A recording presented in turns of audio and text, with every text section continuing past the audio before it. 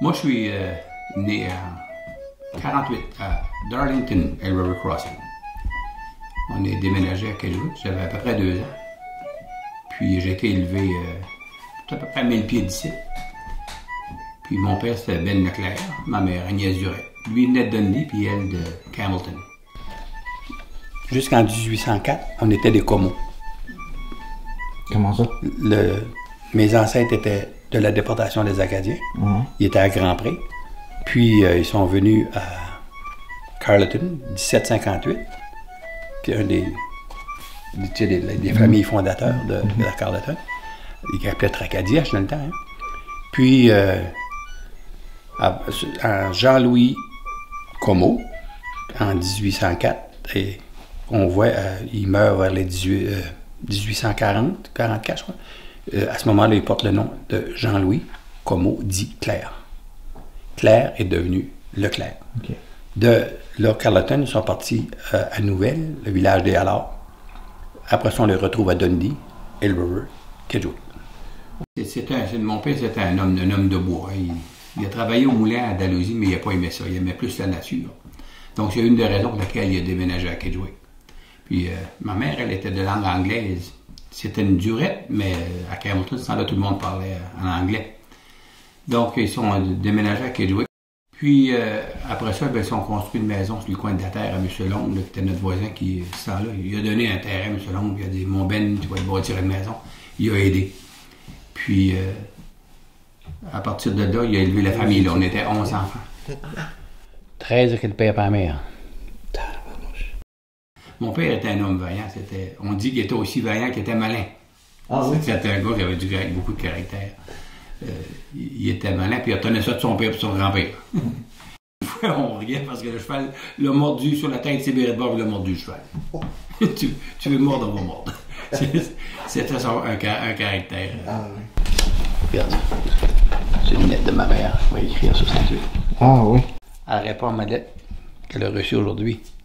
Très contente de savoir de vos nouvelles et de savoir que tout va bien. Je te remercie beaucoup d'avoir fait dire une messe. Non, il ne faut pas perdre la foi. Maman, c'était une femme. Elle aimait rire, beaucoup d'humour. Puis elle aimait danser. Puis, tu as vu que mon père était malin, à ce temps-là aussi, on était plus à l'attention. Puis, quand il choquait, on ne riait pas devant lui, on riait après.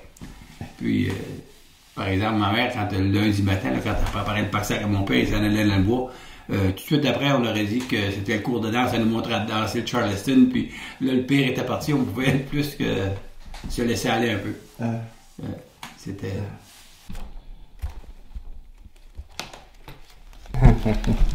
T'avais quel âge ici? 6e année. 6e année, oui, j'aurais dû avoir... Moi, j'ai lâché l'école à 16 ans.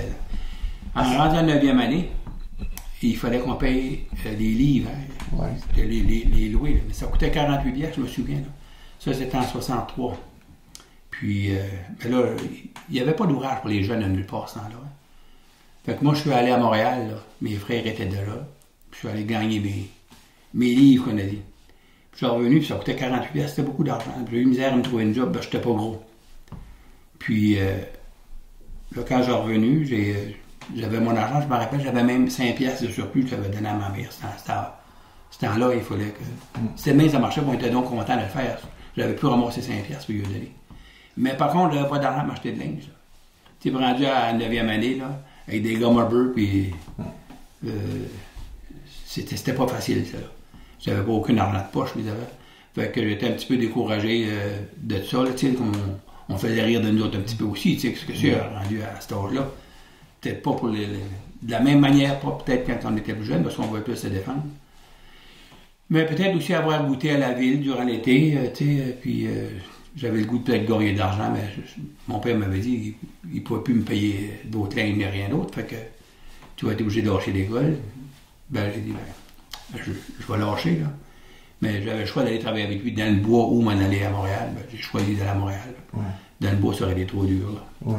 Puis je me rappelle quand j'ai parti, là, tu sais, comme quand j'avais été l'été avant, là, gagner mes livres, là, ça c'était correct parce que je savais que j'en revenais, là.